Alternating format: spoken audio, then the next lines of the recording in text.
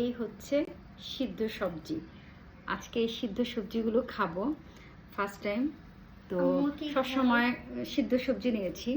সবসময় দেখা যাচ্ছে যে যারা পাহাড়ে আর কি তারা সিদ্ধ খাবার খায়, তো এটাই খেয়ে একটু ট্রাই করতে চাচ্ছি। আমিও মরিচ ভর্তা করে নিয়েছি, এই যে করলা সিদ্ধ নিয়েছি, শিম, তারপর হচ্ছে মিষ্টি কুমড়া সিদ্ধ। তো অল্প করে খেয়ে দেখি কেমন লাগে। হ্যাঁ, কেমন লাগে একটু দেখি। বিসমিল্লাহ।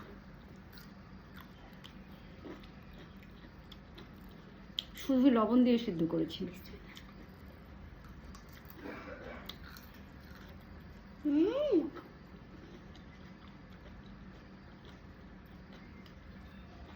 শিমটা খেয়ে দেখি। বাট শসা কিন্তু সিদ্ধ করা না।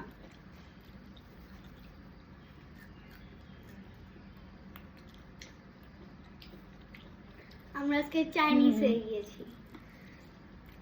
খারাপ না, ভালো।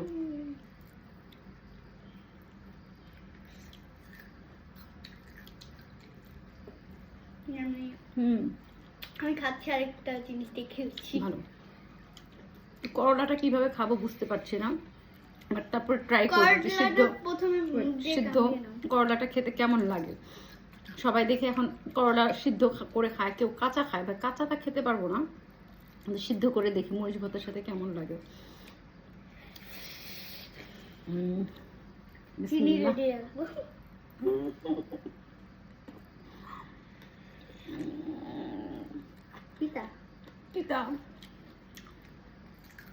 তারপর খারাপ না, তিতা।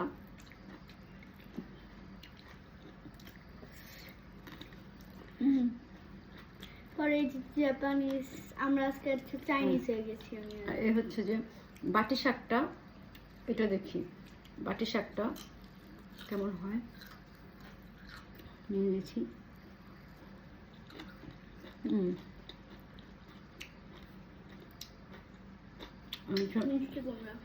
মিষ্টি কুমড়া সিদ্ধ।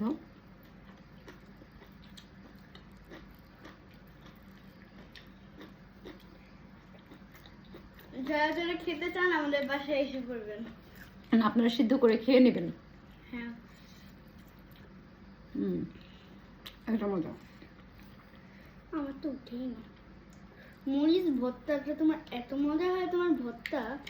মরিচ ভর্তাটা খুব মজা হয়েছে। ওভারঅল মিলিয়ে এটা খেতে আমার খুব কষ্ট হয়েছে, কিন্তু অন্যান্য যত খাবারগুলো আছে সিদ্ধ খুব ভালো লেগেছে। প্রথম হলেও আস্তে আস্তে স্বাদটা বুঝতে পেরেছি, তখন ভালো লাগছে। ভর্তা দিয়ে যে বরবটি সিদ্ধ, ভর্তাটার জন্য আরো মজা লাগতেছে খাবারগুলো। এটাও খুব ভালো লেগেছে। আসলে সিদ্ধ খাবার খেতে পারলে, অভ্যাস করতে পারলে শরীরের জন্য খুবই ভালো। আমরা আসলে অভ্যাস করি না, তো সেজন্য পারি না। করলাটা কেউ অভ্যাস করবে না, করতে পারলে ভালো। আর এই হচ্ছে যে মিষ্টি কুমড়াটা। এইটা খাও।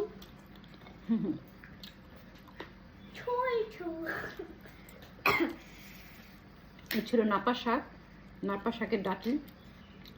আমি এটা দিয়ে খেতে ভালোই লাগে মনে হয়। এখন ফুলকপি দিয়ে খাবে। এই ফুলকপির সাথে এটা একটা সসের মতো লাগবে।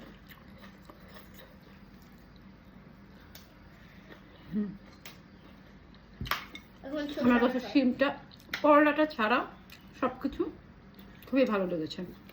তো আপনারা ট্রাই করে দেখতে পারেন, খারাপ না। খাবার তো খাবারই, সব খাবারে আল্লাহর রহমত আছে, বরকত আছে ইনশাআল্লাহ। খাবারের প্রসেসিংটা এক একজনের এক এক রকম, কিন্তু সিদ্ধ খাবার ভালো। সবাই ভালো থাকবেন। আল্লাহ হাফেজ।